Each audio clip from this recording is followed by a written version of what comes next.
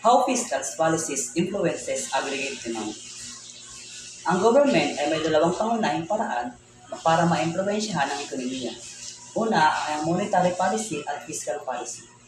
Ang fiscal policy ay tumutukoy sa paraan sa pagpamamahala at paggastos ng buwis para kontrolin ang ekonomiya sa short run.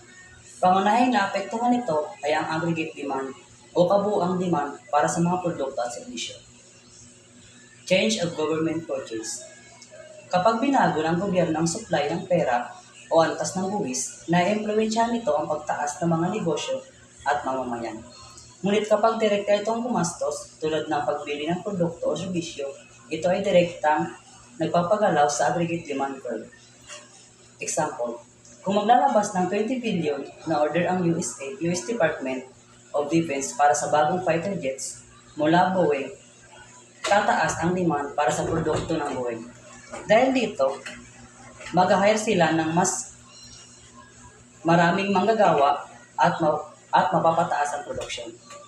Ang pagtaas ng demand sa Boeing ay nagiging sanhi ng pagtaas ng demand sa buong ekonomiya. Kung gumagalaw ang aggregate demand curve, pagkapakanan. Ngunit ang epekto nito sa aggregate demand ay hindi laging eksaktong katumbas na ginastos ng gobyerno. May dalawang epekto na maaaring mapabago ito. Una ay ang multiplier effect. Pinalalaki nito ang epekto ng gastusin ng gobyerno. Pangalawa, yung crowding out effect.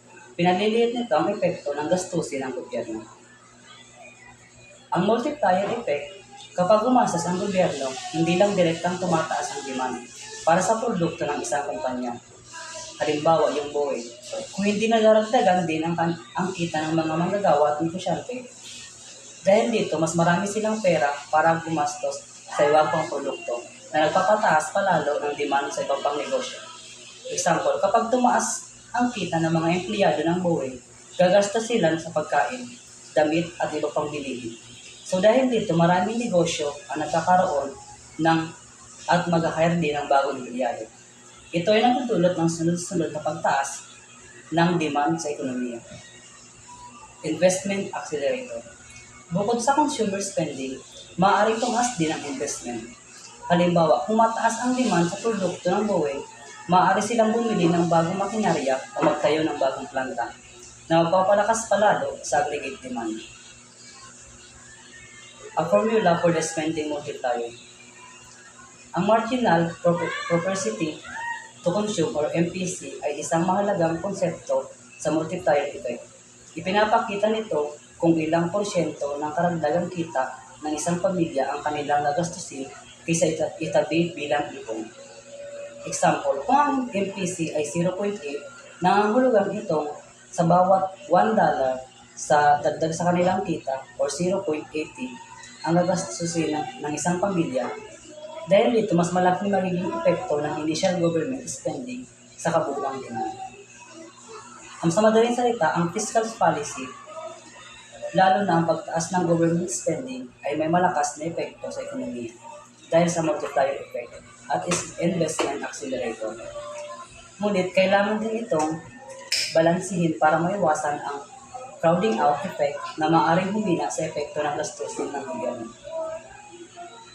Other applications of multiplier effect in the crowding out effect. Hindi lang government spending ang may multiplier effect. Kahit anong pagbabago sa GDP components, consumptions, investment, government spending, or net exports ay may epekto sa aggregate demand. Example, pagbaba ng net exports. Kung may recession sa ibang bansa, bumababa ang demand para sa US exports. Halimbawa ng 10 billion. Dahil dito, bumababa rin ang kita ng US, kaya bumababa ang paggasta ng consumers. Kung ang mga multiplier ay 4, ang 10 billion na pagbagsak sa net exports ay magiging $40 billion dahil sa pagbabago ng aggregate demand. Example 2, stock market boom. Kapag tumaas ang stock market, tumataas ang yaman ng mga tao. Kaya nadagdagan ang consumer spending. Halimbawa naman ng 20 billion. Dahil sa multiplier, ang 20 billion na dagdag sa paggasta ay nagiging 80 billion sa pagtaas ng aggregate demand. Ibig sabihin, kahit maliit na pagbabago sa spending, ay may malaking epekto sa kabuuang ekonomiya. Crowding out effect. Paano nababawasan ang epekto ng government spending? Bagamat lumaki ang aggregate demand dahil sa multiplier effect, may isang epekto na maaaring magpabawas dito, ang crowding out effect. Kapag tumaas ang government spending, halimbawa bumili ng 20 billion na eroplano mula sa Boeing, tumaas ang demand sa ekonomiya. Pero kapag tumaas ang aggregate demand, maaaring tumaas din ang interest rates. Kapag mataas ang interest rates, bababa ang investment spending ng mga negosyo at consumers. Halimbawa, mas mahal na mangutang para sa bagong negosyo o bahay. Dahil dito, ang pagtaas sa aggregate demand dahil sa government spending ay maaaring mabawasan. In short, ang madaling salita, ang multiplier effect ay pinapalakas ang epekto ng government spending sa demand.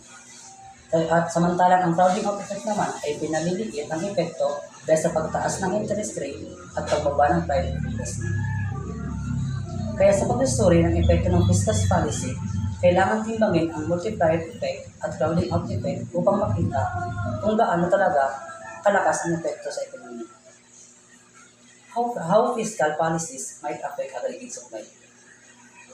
Karaniwang ang fiscal policy ay mas may direktang epekto sa aggregate demand, pero maaari nito maapektuhan ang aggregate supply. Epekto ng pagbabago sa buwis sa aggregate supply. Ayon sa prinsipyo ng ekonomiya, tumugon ang mga tao sa incentives.